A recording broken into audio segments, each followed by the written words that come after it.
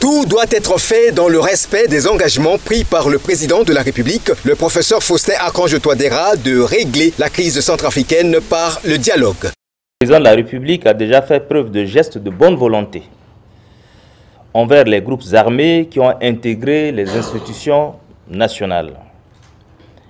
Il est cependant important de souligner que pareils efforts n'auront de réel sens que si l'État contrôle sur tout le territoire national, afin de garantir un cadre idoine d'épanouissement intégral de tous et de chacun.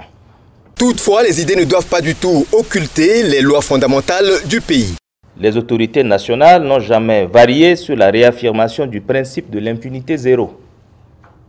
Il est impératif de lever le voile de la vérité sur les crimes et autres violences qui ont endeuillé notre pays pour que la justice fasse son œuvre de guérison des cœurs et de réparation des stigmates des crises avant d'ouvrir la voie de la réconciliation.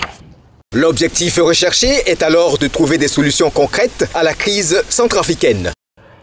Quelle que soit la dimension des efforts de paix, celle-ci n'aura de socle solide si l'on ne trouve pas de solution concrète aux défis économiques, dont l'idée de mettre en œuvre des mécanismes qui assurent une meilleure et juste redistribution des richesses nationales dans un élan de développement intégral et intégré.